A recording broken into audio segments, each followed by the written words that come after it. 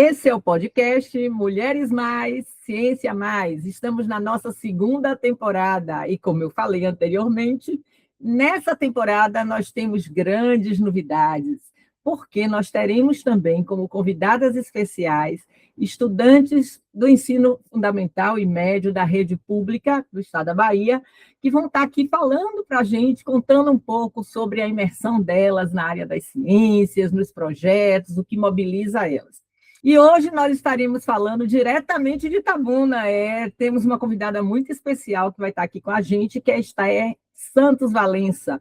E eu quero começar agradecendo a Esther por ter aceito o nosso convite de estar aqui com a gente hoje, conversando um pouco sobre esse percurso dela dentro da escola, dentro dessa relação com a área de ciência, com as tecnologias. Então, Esther, ela é cristã, ela demarcou isso como primeiro ponto da mini bio dela, né? Está estudando no Complexo Integrado de Educação Básica, Profissional e Tecnológico, lá na cidade dela, e está terminando o ensino médio na área de informática. Ela tem 18 anos, mora, como eu falei, lá em Itabuna, e o desejo de Esther, quando concluiu o curso dela lá no Centro Tecnológico, é exatamente ser engenheira de software ou engenheira de petróleo. Então, vocês já viram que ela quer totalmente adentrar por esse universo aí das tecnologias e das áreas consideradas áreas duras e rompendo a ideia de que são áreas só masculinas, né? As mulheres cada vez mais se empoderando.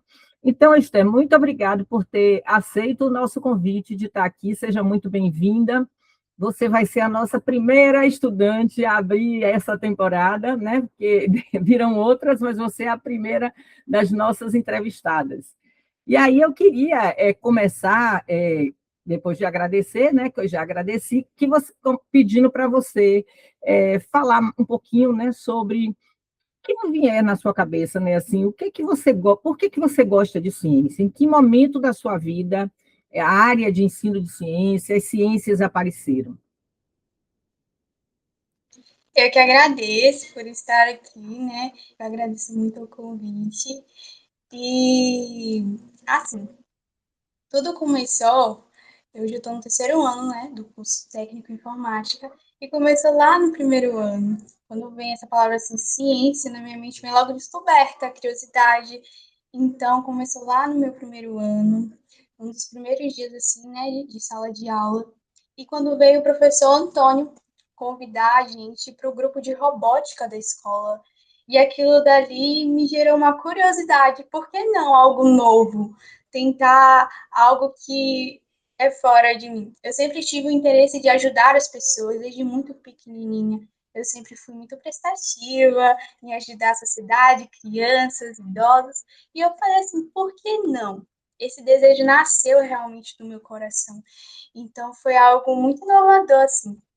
E quando a gente entrou ali, sentou, foi um mundo que eu falei assim, meu Deus, eu quero ficar aqui. Eu me senti, sabe quando a gente tem aquele quebra-cabeça e você se sente que você se encaixou ali naquela peça, é a peça que faltava? Então, assim, foi muito desafiador ao mesmo tempo, porque é uma área que é muito dominada por meninos. Então, quando eu entrei, só e mais uma colega estava no grupo da robótica. Então, foi desafiador. Que bom saber disso. E como foram os projetos de robótica? Lembra assim, de algum projeto que você disse, esse foi o projeto que eu gostei de fazer, porque tem vários projetos que envolvem essa integração, né, com a robótica, com o kit do Lego. Me conte aí um pouquinho. Então, quando eu comecei meu primeiro ano de ensino médio, eu entrei na robótica, foi muito. Foi uma caixinha assim, para surpresa, porque quando o professor Antônio sentou com a gente e falou assim, e explicou o que é a robótica, não era só criar um robô e deixar fluir, tinha que ter uma intencionalidade por trás, tinha que ter algo para benéfico por trás.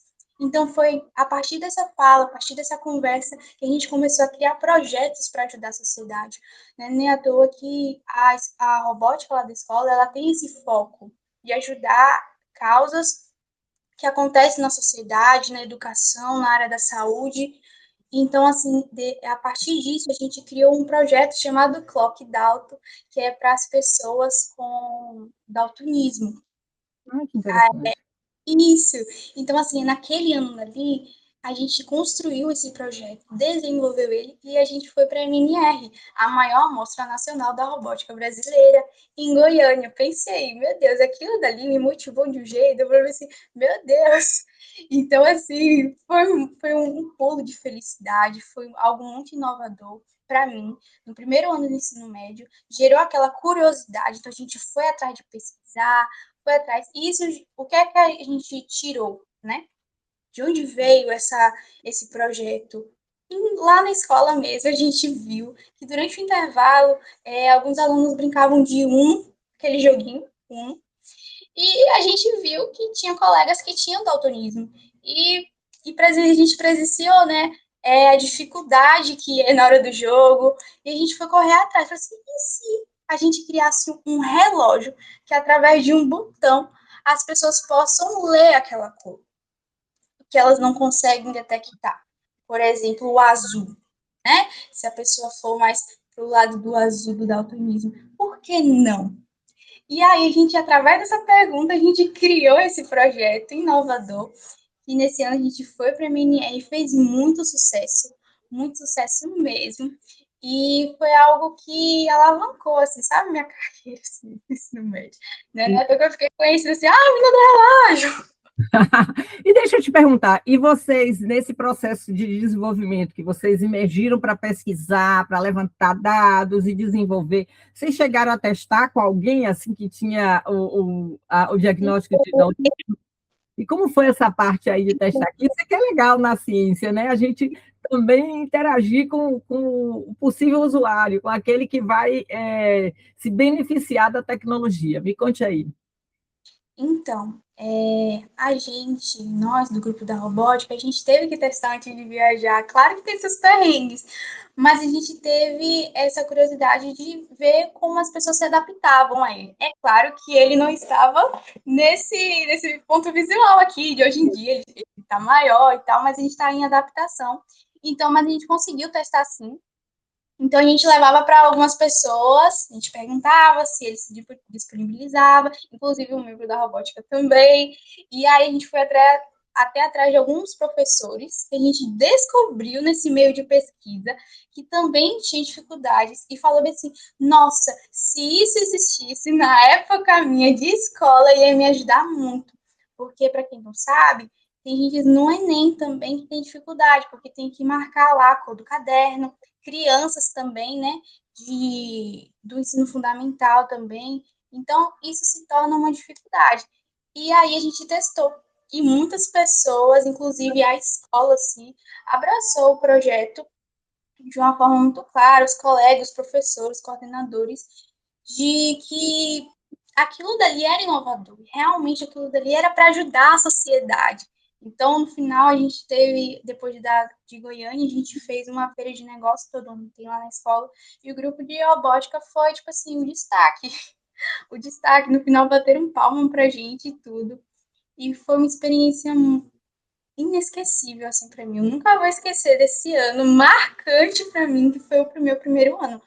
Então, assim, eu penso assim, se outras meninas também tivessem essa oportunidade, essa motivação, né, de participar desse mundo tecnológico, ser abraçado, seria muito gratificante também, né? Parabéns, realmente. Eu entendo sua emoção e satisfação, né, felicidade, porque eu também, quando estou fazendo alguma investigação e começo a estudar sobre um determinado tema, me apaixono e fico pensando. E atualmente você está participando de algum projeto? Esse ano Então, começou agora, né? começou agora. A gente está vendo alguns outros projetos também para mandar para a FECIBA, que é o projeto daqui, né? E aí a gente vendo para Recife, a gente viaja também para Salvador. A gente já foi, alguns meus colegas também, para outros lugares, como Vitória da Conquista, Salvador, levando outros projetos. Lembrando que lá a robótica da escola ela é dividida em três áreas: a robótica, games e sites. E quem são professores dessa área lá na robótica são ex-alunos da própria instituição. Então, a instituição abriu eles com bolsas, né, para eles incentivarem. Então, começou assim, né? Então, hoje em dia eu estou escrevendo um projeto orientado pelo professor Jonas também, ele está me orientando, para eu mandar para a FECIBA. Eu não vou contar aqui em detalhes o projeto. Que me deu o segredo aí da investigação. Pois Mas a gente tem planos, sim, de vários outros projetos. É claro que muitas das vezes falta recurso. Lá na escola, a gente conseguiu, através de muita luta, uma sala. Hoje a gente tem o laboratório de informática e a sala de micro. Então, alguns recursos ali são de doações que a gente ganha quando a gente vai visitar, quando a gente vai apresentar, entendeu? A gente ganhou coisas também, assim, né, de doações da Suprote, eles super apoiam também o nosso projeto, porque às vezes falta um recurso. Tem a ideia, tem um projeto, é genial, mas muitas das vezes falta verba, falta investimento, sabe? E a gente fica triste, poxa, aquele projeto ali fica naquela caixinha e tal, guardado, a gente tem que pegar e trancar de novo. Ideia de projeto aqui não falta, mas às vezes falta recurso, sabe? E isso mexe muito com a gente, porque a gente se motiva, é claro, a viajar, a levar isso para fora, a ajudar as pessoas a descobrir algo novo, mas às vezes falta isso. E incomoda a gente também, né? é um obstáculo. Na universidade também a gente enfrenta isso, mas isso, apesar dessa dificuldade, a gente não tem que desistir, né? Tem que guardar esses projetos e tentar captar recursos. Agora eu queria te perguntar uma coisa: como é que você acha que a escola ela pode contribuir para despertar, né, esse interesse das meninas pela ciência? O que é que você acha que a escola, o colégio, pode fazer para que as meninas tenham desperte esse desejo e sejam tão motivadas como você foi? Então, eu acredito que a motivação vem de como eles incentivam, né, os alunos, os estudantes, as meninas principalmente, como eu fui pescada, porque eles foram até mim, eles foram em cada sala de aula falar do grupo da robótica, falar como foi as experiências, o que aqui eles planejavam. Então, acho que a escola eles têm que fazer mais coisa. Nem na escola tem, na feira de negócios. A feira de negócios é justamente para isso, para os alunos desenvolverem ideias. E isso destaca, isso gera curiosidade, isso gera motivação, motivacionar, abraçar, incentivar. Não, você consegue. Tá ali no meio do perrengue do projeto, vá, comece, termine, criando projetos, ajudando, abraçando, não apagando a ideia do aluno. O professor ele deve abraçar. Eu acredito que tipo assim, se os meus professores, Jonas e Antônio, que geralmente eles que me orientam também a respeito de viagens e tal, o grupo da robótica, se eles não apagassem aquele sonho, aquela ideia daquele projeto, a gente não ia tão para frente. O projeto não ia ser tão conhecido. Então, deve ser abraçar, gerar pesquisas, palestras, feiras de negócios, feiras de pesquisa. Outra coisa, chamando outras escolas também. A feira de negócios lá do Sebtec, ela é focada nisso. A gente faz e chama o município, chama outras escolas para abraçar a comunidade e ver que a gente está tendo um retorno, entende? Entendo. Deixa eu te perguntar uma coisa. A sua escola, ela tem algum projeto em parceria com a universidade ou você já teve alguma ação dentro da escola que envolveu a universidade? Porque na sua cidade tem a Universidade Estadual de Santa Cruz, né, que fica entre Itabuna e Ilhéus, e tem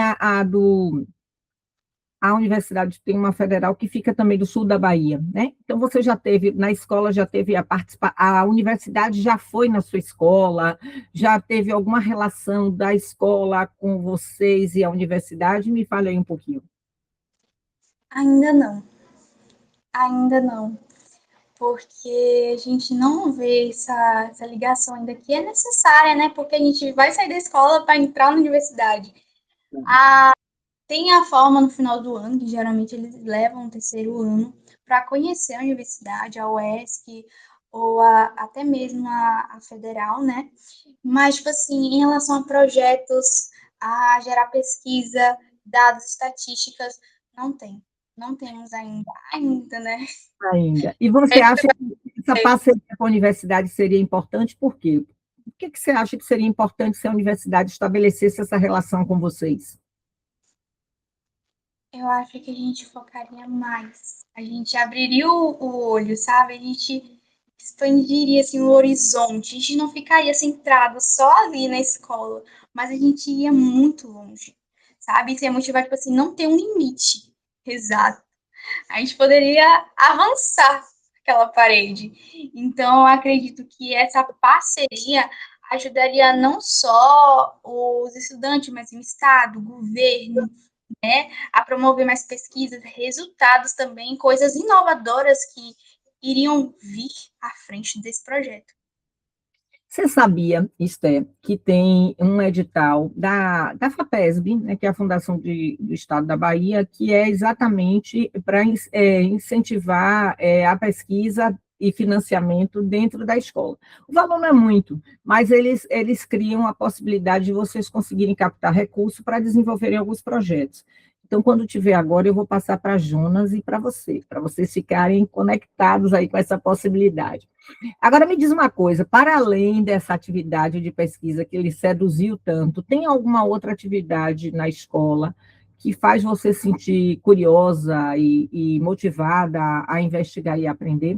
O projeto de robótica já foi esse grande guarda-chuva para abrir seus olhos, né? Para essa coisa da pesquisa, da ciência. Mas tem outras atividades que são desenvolvidas na escola que também despertam o seu desejo. Fala se tem muitas meninas no curso, que eu ia lhe perguntar, mas já estou lhe perguntando para você já falar no seu discurso, tá? A sala é mais dominada por meninas do que meninos. Sim, é, é claro que a gente começou com 58, a gente teve que dividir no primeiro ano. A gente tá poucos, hoje a gente tá com 22. Mas a maioria são meninas, meninas mesmo. E a gente se interessa. Assim, tem tantas meninas. Por que essas meninas se motivaram para fazer informática? Me conte aí. Então, é o empoderamento feminino, né, gente? Nesse mundo, porque geralmente quando você pensa em informática, vem logo o quê? É dominado por homens. E eu espero que isso mude. Principalmente eu quero seguir a carreira dentro da informática, quero ir para engenharia de software. Então, tipo assim, é algo que tem alavancado, assim, sabe? O mundo das meninas. Hoje em dia, as redes sociais estão dominando mesmo, a inteligência artificial principalmente. Eu acho que isso tem beneficiado esses cursos, o interesse por eles. Também a proposta de trabalho.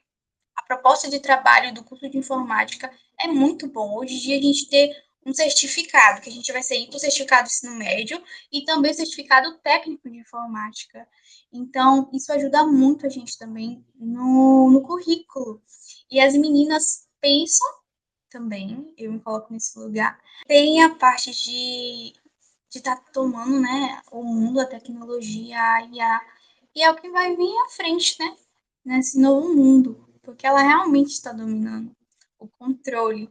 Então é muito bom a gente também ter o controle da internet, da tecnologia, como ela funciona, de que maneira ela deve ser usada, né, sobre que orientação, né, a gente também tem que ter o foco em dominar a inteligência artificial, não ela nos dominar. E realmente está acontecendo o contrário no mundo atual, no presente cenário. As pessoas estão se deixando levar por ela. Deveria ser o contrário, porque ela foi feita para nos beneficiar. Então, ela está sendo usada totalmente de forma errada. Já que você entrou na questão da inteligência artificial, e você usa as ferramentas de inteligência artificial dentro da escola? Se você usa, como é que você usa, para que você usa e quais os cuidados que você tem quando você está usando uma ferramenta dessa? Então, eu uso sim, não tem como não usar nos meus estudos. É algo benéfico se você souber usar da forma corretamente. Eu uso mais para os meus estudos, para quando eu estou com alguma dúvida ali na minha programação em HTML ou CSS. Então, assim, é muito bom. Eu uso para estudos, eu tenho orientação, às vezes eu me policio, eu falei assim, será que eu não estou usando demais? Eu já me policiei em desativar as minhas redes sociais. Eu desativei minhas redes sociais durante um mês. E a minha primeira e a segunda semana foi horrível essa experiência. E eu vi o quanto eu estava dependente daquela plataforma. E isso me gerou um questionamento na minha mente. Eu falei assim, meu Deus, como eu estou sendo dominada por isso? Não, não, não, isso vai mudar. Isso vai mudar. E eu trouxe essa experiência para a sala de aula. E eu falei assim, gente, eu tô há um mês sem Instagram e eu presenciei o que estava acontecendo comigo. Então, a partir dali, eu comecei a me policiar, a buscar orientação de que maneira deve ser usada, de que horário devo começar, de que horário devo terminar. Então, assim, ela é muito presente mesmo. E como eu citei, né, a gente deve dominar a inteligência artificial, o campo da internet, não ela nos dominar. Então, é muito importante isso. Muito bem. Deixa eu te perguntar agora assim, o que que você acha, o que que significa para você fazer ciência? Quando alguém diz assim, estamos aqui pesquisando, estamos produzindo um conhecimento novo, estamos fazendo ciência. O que é que significa para você isso? Então, descobrir algo, conhecer, ir além onde seus olhos podem ir, é claro. Tipo, quando você produz a ciência, não é só você estar no laboratório, é você procurar solucionar algo, algum problema. Então, vem isso na minha mente, sabe? Ajudar as pessoas em algum problema. É claro, para beneficiar aquilo. Então, quando vem isso na minha mente, vem alguns exemplos femininos para mim. Como Maria Curie. Maria Curie aqui, né? Ela é um grande exemplo, assim, para mim, também na área da ciência. Eu me inspiro nela. Eu acho muito inovador, porque às vezes tem uma foto que é publicada que ela é a única mulher do grupo. Eu me sinto assim de vez em quando no grupo da roça. Então, por isso eu falo, às vezes eu me espelho nela, né? Então, é algo muito, muito inovador, algo para inovar as pessoas, algo para ajudar mesmo a sociedade, entende? Levar aquele questionamento além, até onde eu posso ir, como eu posso ajudar, por que eu devo ajudar, entende? Entendo. E me diga uma coisa, então, você se imagina como cientista ou pesquisadora? Você se vê nesse lugar? Ou você pensa assim, não, eu só quero ser engenheira, trabalhar na indústria? Como é que você se vê, né? Considerando aí essa sua imersão.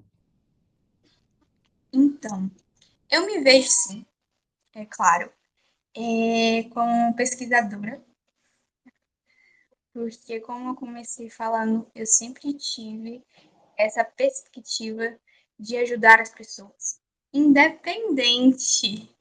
Então, eu ajudando, a pesquisando, a criando perguntas e gerando soluções, para mim isso está sendo maravilhoso, isso me traz paz. É gratificante fazer isso, né? Porque eu estou pensando no próximo, não estou pensando só em mim, estou pensando no próximo. A dificuldade daquela pessoa, como eu posso ajudar? De que maneira eu posso ajudar? Aí gera um projeto, sabe? Aí gera um projeto. Aí geralmente eu corro para os meus professores, projetadores, e eu falo assim: meu Deus, como é que a gente pode fazer isso? Eu tive essa ideia e tal. É muito legal. Então, você parte sempre da realidade, né? Assim, algo que você está vendo no cotidiano, que lhe incomoda, lhe preocupa, e você quer encontrar uma solução para ajudar o próximo. Isso. Você acha que essa sua perspectiva tem a ver com a sua formação religiosa? Sim, sim, influencia muito. As pessoas geralmente falam, né? Ai, como eu devo amar o próximo? Começa a partir de você. Se você se ama da forma como Deus te criou, você também vai saber amar o próximo. Ajudar o próximo é algo que te traz paz, deve te trazer paz, porque é seu irmão, independente. Se você não goste, se você goste, se é novo ou não, você tem que ajudar. Jesus nos ensina isso. Então, a gente trazendo isso para o nosso cotidiano é muito maravilhoso, sabe? Então, sempre deve não pensar só na gente, porque a gente também deve se colocar no lugar do outro. Porque Jesus, quando morreu naquela cruz, ele se colocou no meu lugar e por você também. Então, é algo que, que me alegra, sabe? Isso me alegra porque a palavra ensina isso. E eu vou muito pela palavra. Já vi, você gosta da comunicação. Você, nesse instante, falou para mim que você usa as tecnologias, gosta de usar delas para a sua vida e também para as atividades escolares, a sua pesquisa. Que ferramenta de inteligência artificial generativa você usa? Você falou que você usa a rede social do Instagram, né? E teve aquele momentinho que você fez a dieta, ficou sem usar. E na inteligência artificial, qual é que você usa? Fala, você fala tipo assim, IA, ChatGPT, Prezi, Gemini, DeepSeek, tem alguma dessas que você usa? eu uso sim, eu uso o chat, o Gemini também. Hum. Eu uso algumas plataformas de IA para programar também, pela IA. Inclusive, eu testei esses dias com o professor Jonas. E eu uso sim. Me policio, porque às vezes a IA ela não é 100% confiável. É claro, a gente tem que olhar. Eu uso mais para os estudos mesmo, quando eu não tenho tempo para ver uma videoaula, às vezes eu pego lá e falo assim, manda um resumo aí de uma forma bem clara para eu entender, compreender, principalmente quando tem uma prova e aquele negócio específico não entra na minha cabeça, ela me ajuda muito. A escola fez alguma discussão, Esté? Tipo assim, a escola criou alguma orientação do que pode ou que não pode fazer usando as ferramentas de IA? Teve alguma palestra, algum momento para pensar e refletir sobre isso? Teve sim no nosso segundo ano. A gente construiu, né, a turma do ensino informática, a turma do ano passado da minha turma, um seminário. E nesse seminário, os palestrantes, eles trouxeram isso de como a IA ela deve ser usada. E a Sim. gente foi para a escola. Foi um seminário bem produtivo, a gente fez live ao vivo, né? A gente utilizou também da IA. Então foi muito legal, o pessoal comentou, no final a gente teve até alguns brindes específicos para eles e o pessoal agradeceu depois, porque é algo que deve se expandir, né? Essa orientação, porque querendo ou não, ela de certa forma ela foi dada ao mundo aí, mas ela não foi orientada da maneira correta de como se deve usar ela. Tem pessoas que usam por bem, mas as pessoas que não usam. Exato. É. Então, principalmente também a gente está tendo a nova lei, né, que começou ano passado mesmo, entrou em vigor, que é a lei 15.100, né, se eu não me engano, da proibição do celular. 15.511 da proibição do celular, certo? É, Se eu não me engano, é essa, se eu não tenho o número. eu também Então, assim, esqueci o número. foi nessa época que eu me policiei também da minha plataforma. Algumas pessoas eu presenciei o quão agravante estava sendo, né? O comportamento dessas pessoas, a maneira como elas agiam, a amizade, principalmente porque dessa maneira as pessoas estão perdendo a comunicação, como se comunicar presencialmente. Essa conversa que a gente está tendo, esse diálogo, está se perdendo. No sentido Entendi. de sim, as pessoas conversam, interagem pelo meio da tecnologia, pelo eletrônico. Mas quando chegam na hora presencial, não estão sabendo mais como se expressar, como fazer amizade. Uma criança hoje em dia não é tipo assim: oi, aí, meu nome é Esther. Oi, seu nome. Podemos ser amigos agora? Não está tendo mais. Então, isso está se perdendo. E não deve se perder, né? A gente não deve só se comunicar, né? através do aparelho, através dos eletrônicos, do notebook, seja no tablet ou no celular, a gente não pode perder essa comunicação social, esse abraço, esse diálogo, porque isso nunca vai se comparar a uma conversa presencial. Exato. Deixa eu te perguntar, você está ouvindo falar, já ouviu falar do ECA Digital, dessa nova legislação? Entrou em vigor, né? Agora, passado, se não me engano, e isso vai ajudar muito. Eu sei que muitas pessoas no início não vão gostar, como a outra lei do celular, mas isso vai ajudar muita gente e a sociedade, principalmente. O meio de comunicação, a forma, tudo vai mudar. Eu acredito nisso, em nome de Jesus. Eu acredito também. Deixa eu te fazer uma pergunta agora. Se você tivesse que dar um conselho, né, para outras meninas, meninas como você, que têm curiosidade pela ciência, que conselho você daria para elas? Que estudam também em escola pública, que tem essa curiosidade, mas não sabe como é que eu posso participar, como é que eu posso desenvolver essas minhas habilidades voltadas para pesquisa, para investigação, como você falou aqui hoje para a gente. Que conselho você daria? Então, persevere, não desista dos seus sonhos. Pule fora da caixinha. Aquela pergunta que você perguntou na sua cabeça, de que maneira eu posso ajudar essa pessoa, de que maneira eu posso contribuir para isso, pode ajudar alguma vida. Eu sei que nos caminhos tem algum obstáculo, mas é eles que a gente tem que enfrentar, seguir, busque pessoas que te abracem. Se você ouvir algo negativo, persevere, acredite no que você quer. Acredite naquilo que você questionou dentro de você. Não deixe ninguém apagar o seu sonho. Porque não esqueça, quem escreve a sua história não dorme. Gostei. Agora tem a nossa pergunta final. Se você pudesse pesquisar qualquer coisa no mundo, o que você escolheria pesquisar? Olha, é algo interessante que eu já tenho a resposta. É Ó, algo que eu tenho a resposta.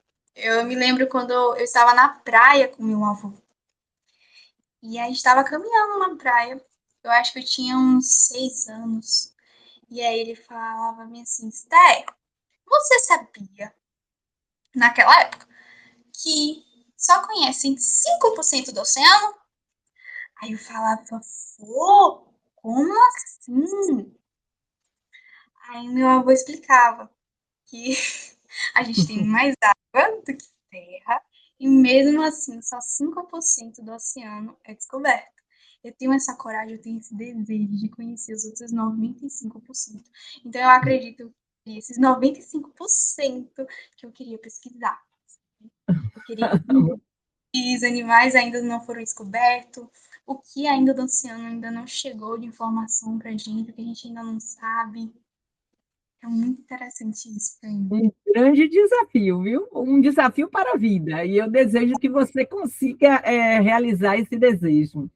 Esté, então, super obrigado mais uma vez pela sua participação aqui, pelas suas contribuições, né, para o nosso podcast, para as meninas, para as professoras e professores.